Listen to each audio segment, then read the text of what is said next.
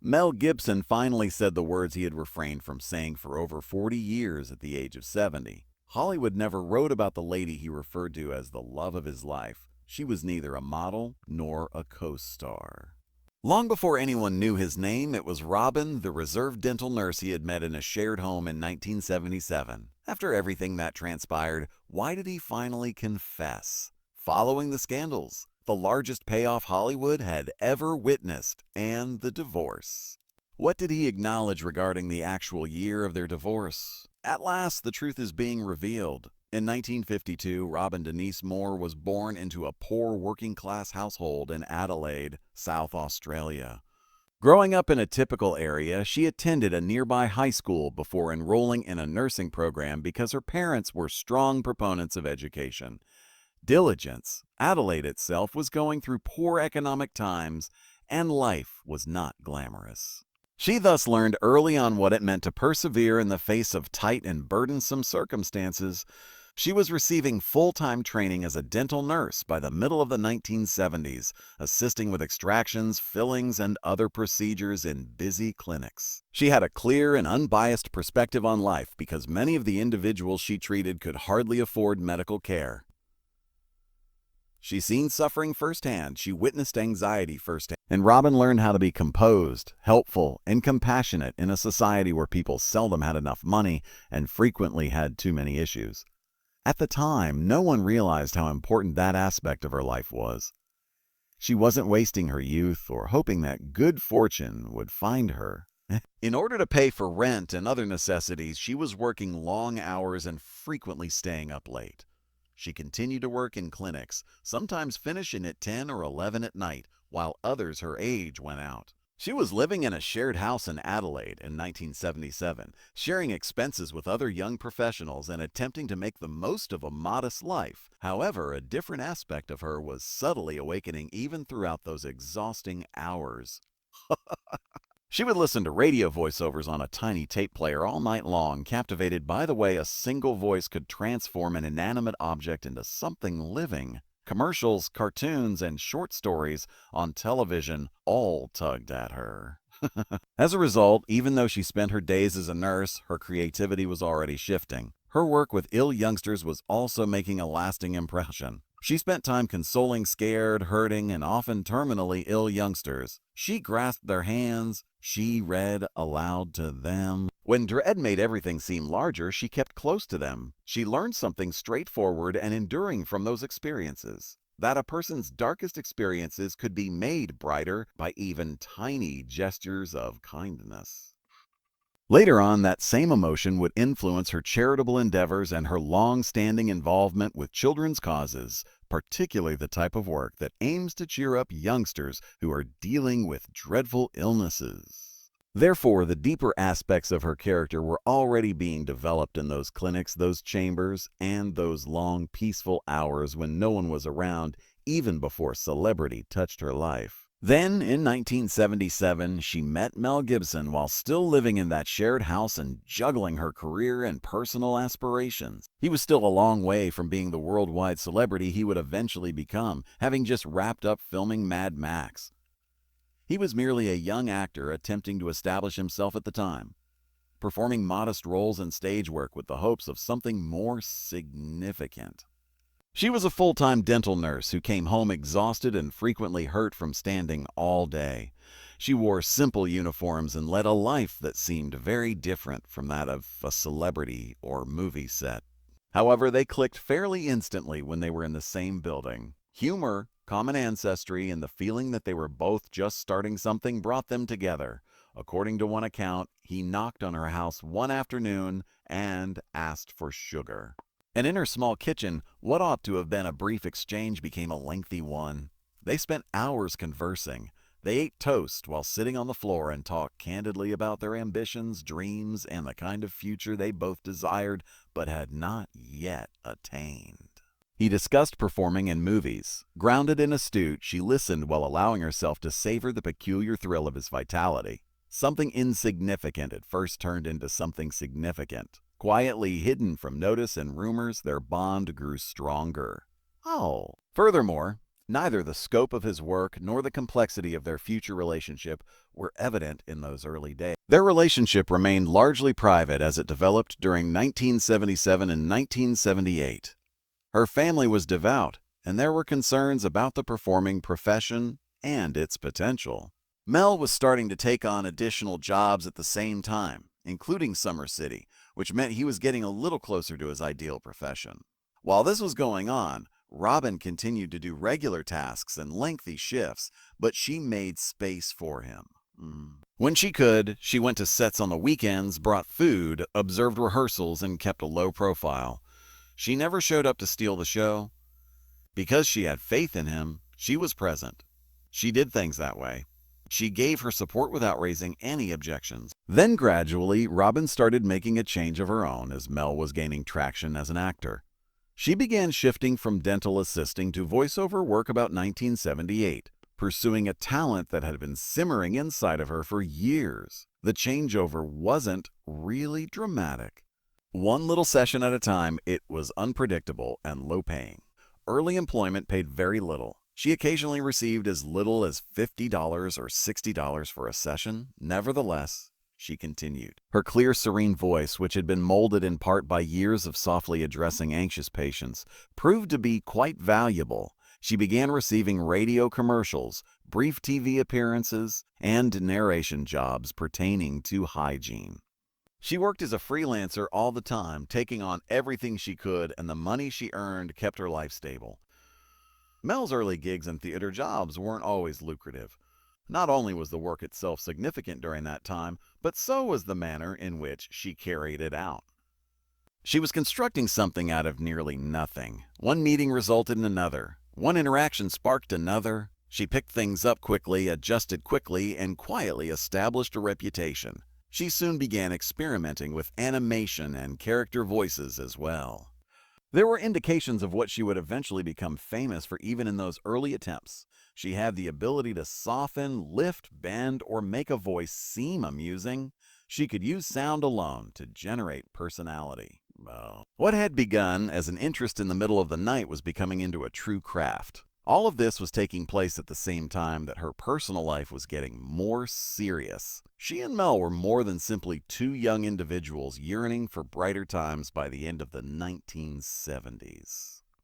They were constructing a common future. They were married in a tiny Roman Catholic church in the Sydney suburb of Forestville on June 7, 1980. About 100 people attended the small, straightforward wedding. The majority of them were family members and a few from his early film career. Robyn was dressed modestly in a cream lace gown. Hollywood spectacle was absent. No glamorous public display. The cake was simple. The reception took place in a nearby hall, and the entire event was kept quite secret. That seemed appropriate. Even though Mel's reputation was starting to grow in Australia, stardom was not the main focus of the day. Two young folks were still getting married without completely understanding what lay ahead. That similar spirit was seen during their honeymoon.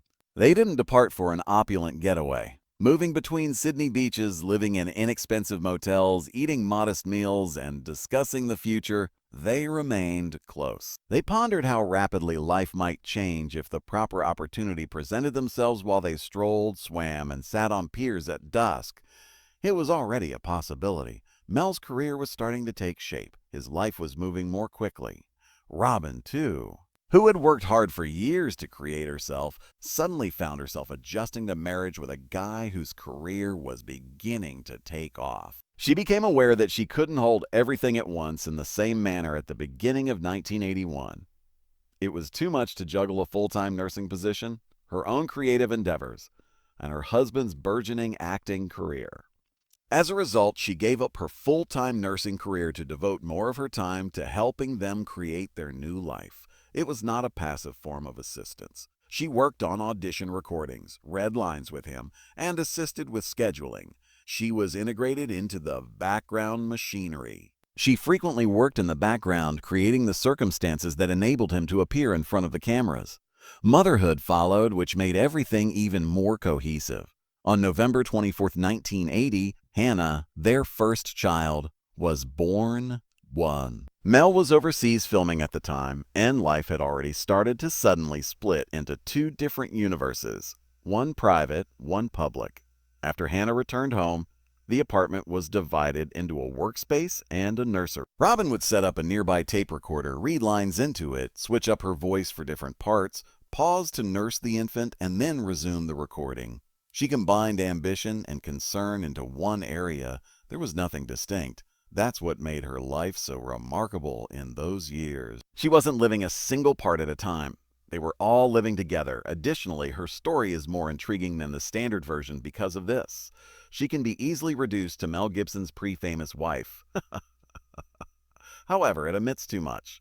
The Adelaide girl from a low-income family who acquired resilience in clinics and rented rooms is left out. The young woman who consoled sick youngsters and used that empathy in her subsequent charitable endeavors is left out. The worker who returned home fatigued but continued to listen to voices on a tape player because she felt a call from another life is not included. The freelancer who gradually developed a voice profession from little contracts and unclear opportunities is left out. It ignores the woman who helped a budding actor by doing the quiet labor that frequently counts most rather than by taking center stage. Before they were well known, Mel Gibson and Robyn Moore built their lives together. After getting married in Australia in June 1980, their family quickly began to expand. The twins, Christian and Edward, were born in 1982 after their first child, Hannah. Mel was still working on Gallipoli, the movie that catapulted him into the public eye and garnered him significant acclaim.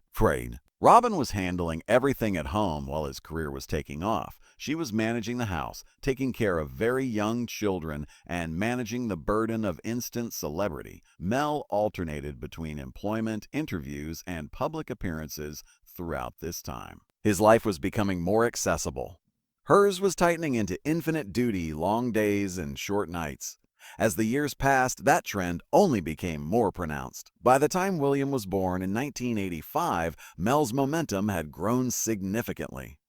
The path to a deadly weapon was well underway, and his celebrity became unavoidable once that franchise started. He continued to receive offers, studios continued to contact him, and his reputation rose every month. Robyn avoided the scene that typically engulfs rising stars during all of that. She didn't pursue attention, parties, or headlines. Rather, she continued to concentrate on the kids, the routines, and the house. Behind the scenes, Robyn prevented life from collapsing while Mel ventured further into Hollywood. One of the things that defined their marriage was this disparity. Mel was in the midst of the Deadly Weapon 2 era in 1988 when Lewis was born. The family had grown even more, and he was being pulled by work more than before. Robyn started doing voice acting behind the scenes at about the same time. It wasn't ostentatious. She began recording trailer lines and promotional material, silently carving out her own path while still juggling the demands of family life. But most people were unaware that she had a voice. That was important. It meant that in addition to keeping the household running well, she was working on her own projects in the background with very little recognition from the general public. Mel spent a lot of time on set. Robyn alternated between family life, school runs, sound booths, and kids. Although their lives were totally different, their worlds were interwoven. When Milo was born in 1990, the family had entered a completely different phase of their lives. Mel was no longer merely a prosperous performer. The money coming in showed how well established he was now. The family's upgrading to a considerably larger Malibu property demonstrated how far they had come from their previous circumstances. However, the family's rhythm remained rigorous despite the larger home and greater success. During this time, Robyn's voice acting also got more formal. She started getting contracts for animation and children's programs, including work with Australian companies. Therefore, although the outside world perceived the Gibsons as a wealthy Hollywood family enjoying the fruits of success, the reality within the home continued to be based on hard work, planning, and dedication. With 5 children under 10, Robyn was still juggling her time in the studio with her role as a mother. The Gibson family had already endured nearly 2 decades of celebrity, pressure, and constant migration when Thomas, the youngest of their 7 children, came in 1999. By that time, Robyn had established a solid reputation for her voice acting, particularly in Australia, where she was well known for her work in animation, radio, and cartoons. Mel was taking directing and producing more seriously at the same time, moving away from performing. As a result, both of them were carrying a lot by the end of the 1990s, albeit in quite different ways. Mel was becoming more well-known. In addition to raising a large family and maintaining her own work, Robyn was establishing stability in her personal life. Understanding what transpired next would depend more on that division between public glory and private perseverance. Braveheart marked a significant turning point in Mel's public career. He took a big chance on that movie in 1995 and worked very hard to make it. It was a challenging production. The risk paid off despite the enormous scale and high pressure. After becoming a huge hit, Braveheart went on to win both Best Picture and Best Director at the 1996 Oscars. Mel became more than just a movie star as a result of it. He became a significant figure in Hollywood as a result. However, years of family support, selflessness, and emotional work that seldom made headlines were behind that triumph. The internal framework that kept his life together was still largely dependent on Robyn, despite the world's celebration of him. The Deadly Weapon movies had already turned into a profitable venture at the same time. Mel became one of the most lucrative names in the business thanks to the series, which generated huge box office profits across a number of entries. His success grew in scope with each movie. Pay increased. Property increased, deals increased, and riches increased. The family traveled through a world of travel, investments, homes, and high society. Robyn yet maintained a low profile. She had no intention of becoming a public star spouse. She managed family matters, stayed out of the spotlight, and subtly contributed to creating the stability that allowed Mel to continue moving forward. When people simply pay attention to red carpets and box office figures, it is easy to overlook that kind of support. However, it served as one of the cornerstones of the empire they established. The benefits of that empire were widely available by the late 1990s and early 2000s. Their lives included charitable activities, luxury vacations, large investments, and Malibu houses. Their position has completely shifted. They were no longer merely a working couple with kids. They were now among the most influential families in Hollywood. Then What Women Want came out in 2000 and gave Mel yet another huge smash, demonstrating that he was capable of dominating romantic comedy as well as action and drama. His income potential increased as a result of the movie's enormous box office success. The polished appearance of everything from the exterior is what makes this era stand out. The career was flourishing. The family appeared well established. The riches was immense. However, the discrepancy between the public and private realities was subtly widening. Mel and Robyn had never signed a prenuptial agreement, which contributed to the financial story's subsequent significance. When they got married in 1980, before the whole extent of his future career was apparent, that choice might have appeared straightforward. However, as time went on and their wealth increased, it became one of the most significant aspects of their union. What started off as a typical marriage with no financial barriers gradually grew into a vast joint business. Their assets are divided between future earnings, production interests, and real estate. That arrangement appeared to be a symbol of trust for a long time. It would later serve as the foundation for one of the most costly divorces in Hollywood history. The refined image began to crumble with the start of the new millennium. Reports from that time period depicted increasing domestic stress, emotional instability, and deteriorating alcoholism. According to those stories, Robyn found herself both absorbing the damage and attempting to keep the family together as Mel's drinking got more damaging and heavy. Amidst all of this, 7 children were growing up. By that time, some had grown older, while others were still little, and Robyn was frequently tasked with protecting them. The family appeared to be intact in public. In private, the tension was growing. The strain was no longer limited to fame. It was now more difficult to conceal and more intimate and emotional. That tension was further increased by rumors about extramarital affairs. In the middle of the 2000s, rumors started to circulate that Mel's private life was growing more erratic and reclusive. Rumors, headlines, whispered reports, and subsequent scandals all had a detrimental impact on the marriage. There was a lack of trust. The frequency of fights increased. Once portrayed as a location of prosperity and safety, the family home started to sound more like a place of stress, quiet, and emotional detachment. According to numerous stories, Robyn made an effort to maintain the line as long as she could. However, the pressure continued to increase. Then came the moment that altered public perception of everything. Mel Gibson's Dewey arrest in July 2006 made headlines around the world. The consequences of the arrest were much more detrimental than the arrest itself. An immediate firestorm was sparked by the anti-Semitic comments reported from that evening. All of a sudden, the personal disgust that had been developing behind the scenes became visible, recorded and uncontainable. His career, image, and family life were all severely damaged by the controversy. This seems to have been the tipping point for Robyn. His behavior collapsed in public, confirming what his private life had already been fighting to survive. It was no longer possible to conceal what had previously been held within the family.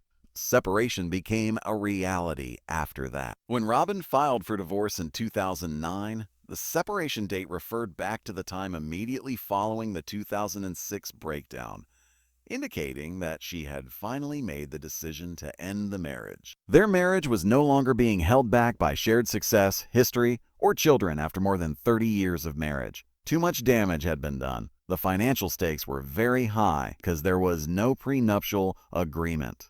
When the divorce was finalized in 2011, the settlement was among the largest recorded celebrity divorce settlements. Hollywood was startled to learn that Robyn received a sizable portion of the cash amassed throughout the marriage. However, upon closer examination, it was also the outcome of a lengthy shared existence, years of family work, and a marriage that had experienced both incredible achievement and extraordinary harm. Mel's friendship with Oksana Grigorieva caused even more public unrest throughout the divorce. Their relationship became well known, and the 2009 birth of their daughter Lucia further complicated an already precarious position. Even more sinister headlines followed the release of the audio recordings. The tape's fury, threats, insults, and public humiliation cast the scandal in an even more negative light. After the divorce, what had already been a difficult time turned into something far more explosive. Court cases ensued. Abuse allegations and restraining orders came into play. His already damaged public image in 2006 suffered yet another serious setback. For many, Mel's reputation was not only harmed during this time, but it was completely transformed. Robyn, however, kept mostly out of the public eye. People started to understand her in part because of her quiet. She didn't use media appearances to fight the war. She didn't attempt to make suffering into a public spectacle. Rather, she stayed away from the circus and concentrated on her family, her privacy, and her post-marriage life. Many people saw her as stronger because of the distance. Over time, the disparity became more pronounced. Mel's life was unfolding through scandal, courtrooms, cassettes, and leaks. Robyn's life was heading in the opposite direction, toward control and quiet seclusion. Questions concerning the children and their allegiances also arose in the years following the divorce. The emotional impact was never going to be easy with a family so big and so much public harm around their father. Particularly with regard to Thomas, the youngest kid from Mel and Robyn's marriage, some accounts indicated conflicts, strained relationships, and challenging custody agreements.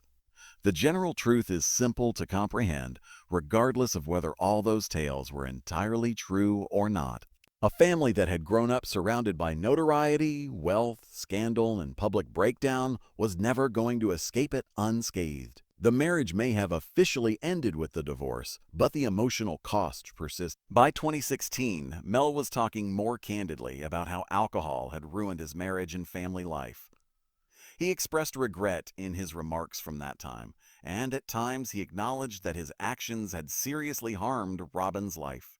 These acknowledgments were significant because they provided public form to what the timeline itself had long implied. There were multiple scandals, affairs, and public outbursts that contributed to the marriage's demise. Years of instability, addiction, emotional stress, and treachery culminated in the eventual collapse of the entire system. In retrospect, the warning indicators had been present for a considerable amount of time. After 2006, they simply became unavoidable. Conversely, Robyn was frequently characterized as someone who quietly rebuilt. She became financially independent after the divorce thanks to the sizable settlement, something few people have ever experienced. However, the narrative was never just about money. The way she moved without drawing notice from the people was more striking. She kept her life private and avoided the spotlight for the most part.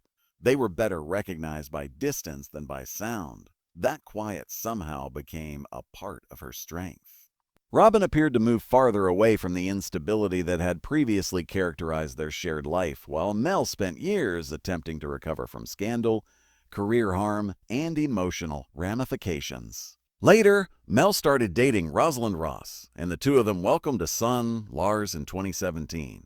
After years of public collapse, that relationship appeared to be a quieter chapter for a while. However, the narrative gradually changed even there. After almost 10 years together, Mel and Rosalind reportedly discreetly parted ways by late 2025. Compared to the first breakup, the atmosphere around it was much less explosive. No tapes were leaked, and there were no major public conflicts. And there isn't a huge legal issue taking up the press in the same manner. Nevertheless, Mel's lengthy history of instability in her personal life was further complicated by the separation. The feeling of fracture persisted even in more subdued conclusions. Early in 2026, new videos and narratives started making the rounds once more. Mel is portrayed as contemplative and sentimental about the past this time. He described Robyn as a stable presence from before the celebrity, before the breakdown, and before the darkest years of scandal in those reports, speaking of her with an extraordinary gentleness. The entire tale feels so awful because of this. When they first started out, they were a young couple making ends meet and raising kids as fame came at them more quickly than either of them could completely handle. Then came wealth, position, and power throughout time. However, addiction, betrayal, humiliation, and collapse followed. By the time it was all over, the woman who had supported him during the ascent had come to represent what he had lost. And it is essentially the theme of the entire narrative. It's not only about being famous. Money is not the only factor. It explores what happens when a family develops inside a system that encourages achievement but is unable to safeguard love. While Mel dominated the public sphere, Robyn spent years keeping the private world together. That balance held for a long time. Then it broke gradually, then suddenly. The kids grow up, the empire grew, scandals struck, the union was dissolved, the funds were divided, the general public went on. However, the underlying narrative did not change from start to finish. A lady who carried much more than most people ever saw was the driving force behind one of Hollywood's greatest rises, and the expense of all she could no longer stand lay behind one of its largest falls.